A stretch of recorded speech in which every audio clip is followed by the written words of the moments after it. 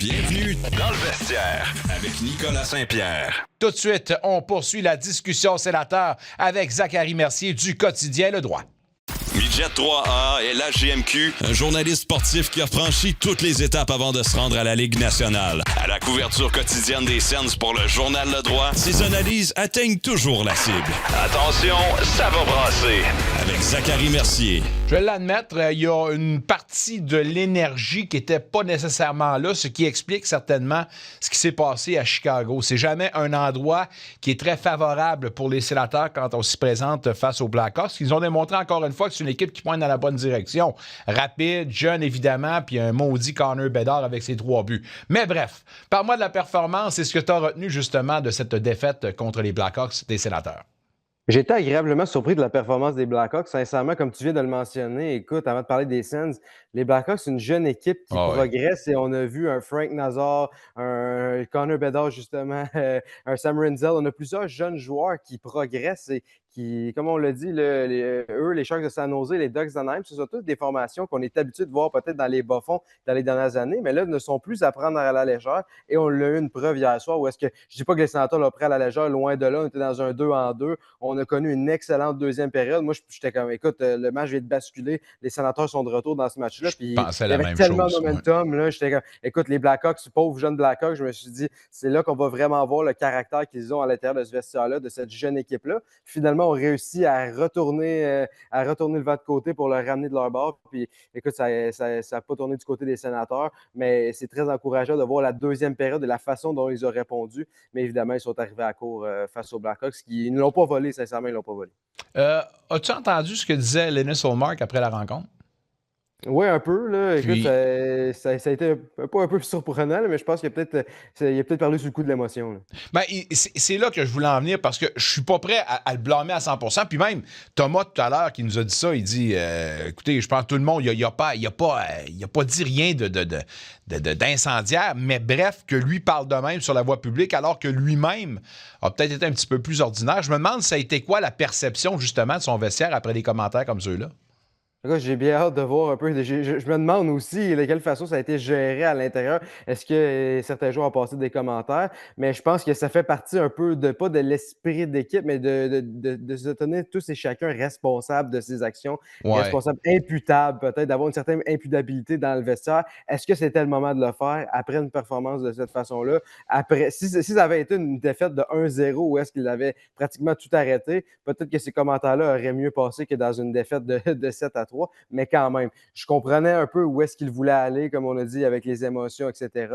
Mais peut-être que le moment n'était pas idéal, mais en même temps, je ne pense pas que ça fait quelque chose je pense pas que ça va faire une énorme vague dans le vestiaire des sénateurs. Là. Écoute, on tente d'enfiler les victoires et de retrouver un peu notre identité sur une base constante. On l'avait vu lors des 3 derniers matchs. Là, finalement, hier, on l'a vu en deuxième période, mais ça va vraiment être d'aller chercher cette fameuse constance que toutes les équipes de la Ligue nationale cherchent à avoir. Au niveau d'Ullmark, cependant, on s'entend que la constance n'est pas nécessairement le mot qui prédomine quand on veut parler du gardien numéro 1 des sénateurs, mais reste que il nous montre un peu comme l'équipe de belles choses.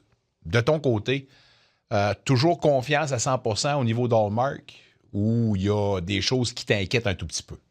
Il y a toujours eu un peu des points d'interrogation, même l'an dernier, où est-ce que depuis son arrivée, être capable de connaître des excellentes séquences, mais il va avoir des passages un peu plus avides. Mais c'est un peu la même chose pour la majorité des gardiens de but de la Ligue nationale de hockey. Écoute, Samuel Montembeault du Canadien de Montréal s'est retrouvé à la confrontation des 4 nations comme le 3e gardien de but. Et là, présentement, il y a des gens à Montréal qui réclament qu'il soit 2e gardien puis que Jacob Dobèche le dépasse. Dobèche semble être celui qui a pris le rôle de numéro 1. Là, mais en tout cas, oui, exactement. Ben, c'est ça, mais on se retrouve encore une fois. Mais il y a quelques semaines à peine, on se disait, écoute, Samuel Montembeault est un candidat pour les Jeux olympiques pour la formation canadienne. Donc, ça change vite, surtout des gardiens de but. Écoute, Montembeault pour retrouver le filet puis gagner 10 matchs de suite. Même chose pour Ullmark.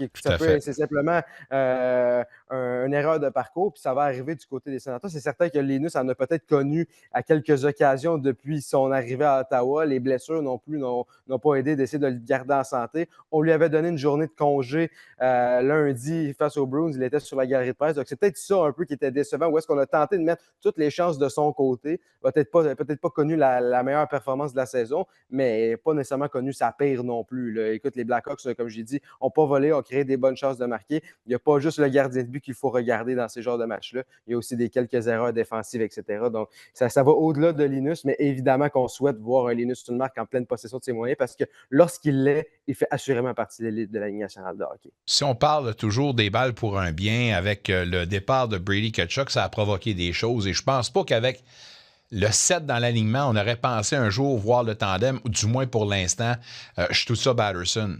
Les deux ont été réunis, puis les deux s'entendent comme larron en foire. C'est chaud, c'est chaud, c'est chaud pour les deux. Parle-moi de la qualité qu'on retrouve de ce duo-là, là, et bien complété avec un Nick Cousins.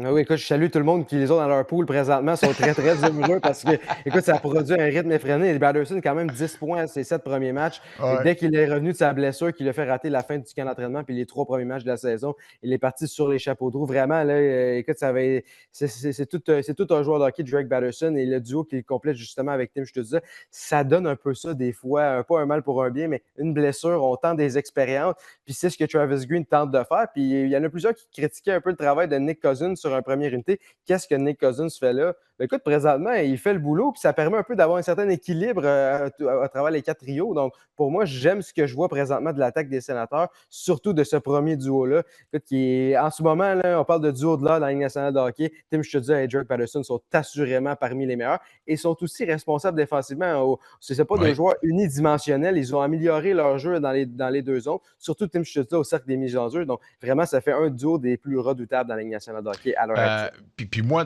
ce que je vois du rôle de Nick Cousins, c'est qu'il fait exactement, d'une certaine façon, ce que Brady Tkachuk fait. Se présenter dans la zone rouge, faire du brouhaha devant le gardien, puis après ça, ça aide à créer un peu plus d'ouverture pour les deux autres. Bref, les trois semblent un bon complément, puis on va continuer là-dessus. On est-tu content pour Amadio et surtout Zetterlund d'avoir marqué leur premier filet? Oui, écoute, c'est certain que j'ai été étonné de ne pas voir la fameuse célébration, le Monkey off your back, là, où est-ce qu'on lance le singe, parce que pour vrai, c'était un peu ça. Mais Zetterlund, sa célébration, même si c'était le 7e but de son club qui dominait, ça disait exactement ça. Exactement, c'est une célébration de match de série, là, un but important dans un match de série, mais je le blâme pas, sincèrement. Là, non, c'est ça. Tout le monde est content pour lui parce que ça demeure un excellent joueur de hockey. On n'a pas fait son acquisition pour rien. On le sait qu'il a le talent, il est capable de marquer des buts. Il l'a prouvé depuis le début de sa carrière dans la Ligue nationale de hockey. Donc, pour moi, c'était une question de temps avant que ça débloque. Puis surtout, dans ce genre de type de joueurs-là, peut-être plus Zetterlund qu'Amadio, lorsque le premier rentre, là, attention, des fois, attachez votre sucre, puis des fois, on est capable d'en produire un peu plus. Puis on l'a vu avoir d'autres opportunités aussi en fin de match face aux Bruins, où est-ce qu'on tentait peut-être certaines expériences. On l'a vu évoluer avec d'autres joueurs. Donc, pour moi, ça peut être positif, puis ça peut le permettre de relancer. Puis si sa confiance est là, la confiance d'un marqueur, c'est fragile, mais lorsqu'elle est présente, elle peut justement faire des ravages. Puis même chose pour Amadio, qui est récompensé pour son travail dans les deux sens de la patinoire, qui est assurément là, un peu un couteau suisse. Peut-être pas le gars qui va remplir le filet, mais qui est capable de faire un peu toute la petite besogne là, qu'on voit, les petits détails que les coachs aiment puis qui permet des fois d'alimenter ses coéquipiers. C'est ce que Michael Amadio apporte. Les 2 prochains matchs seront une saveur toute canadienne demain contre Calgary à la maison. Mais samedi, par exemple, c'est le rendez-vous qu'on attend, mesdames, messieurs, et tout le monde salive en ce moment. Est-ce que c'est une des très bonnes, sinon la meilleure rivalité en ce moment à la Ligue nationale de hockey, le Canadien-Sénateur? On s'est posé la question, c'est drôle que tu m'en parles, on s'est posé la question à quelques journalistes sur la galerie de presse lors du dernier match lundi. Puis écoute, forcé d'admettre que je pense que oui. Je pense que dans la Ligue nationale de hockey, présentement, il n'y a pas une meilleure rivalité que les Sénateurs et les Canadiens. Là. On a certaines rivalités où est-ce qu'avant la bataille de l'Alberta, pas mal fini, les Oilers remportent cette bataille-là présentement haut la main. On sent que c'est deux formations qui arrivent à un stade, à un même stade. On a construit un peu dans les mêmes années. On arrive que les deux équipes veulent passer à la prochaine étape, veulent devenir des aspirants, ou à tout le moins des réguliers en séries éliminatoires et par la suite des aspirants à la Coupe Stanley. Donc pour moi, ça va être très intéressant. J'ai vraiment hâte de voir ce match-là samedi soir parce que, écoute, j'ai hâte de voir aussi comment on va régler le fameux dossier de Nick Cousins et Ivan Demidov. Je suis prêt à mettre ma main au feu que dès la première période, dès la première présence, ou à tout le moins les premières présences de Nick Cousins, il va avoir un combat. Il devra répondre de son coup de bâton qu'il a asséné à Ivan Demidov lors des matchs préparatoires à Québec. Donc, pour moi, ça va mettre le feu aux poudres dès le départ. Puis ça va être un excellent test pour les deux formations. Le Canadien va très bien présentement. Les Sénateurs aussi tentent un peu de retrouver leur air d'aller. Donc, ça va être un gros test, un gros clash. Puis c'est assurément un rendez-vous encerclé sur notre calendrier, à moins qu'il y ait peut-être un match de la Série mondiale qui pourrait peut-être venir s'immiscer là-dedans, qui peut-être dévier l'intérêt, mais dans la Ligue nationale de hockey samedi soir, écoute, c'est un match à ne pas manquer. Oui, tout à fait. Jordan Spence, on va-tu le voir cette semaine ou...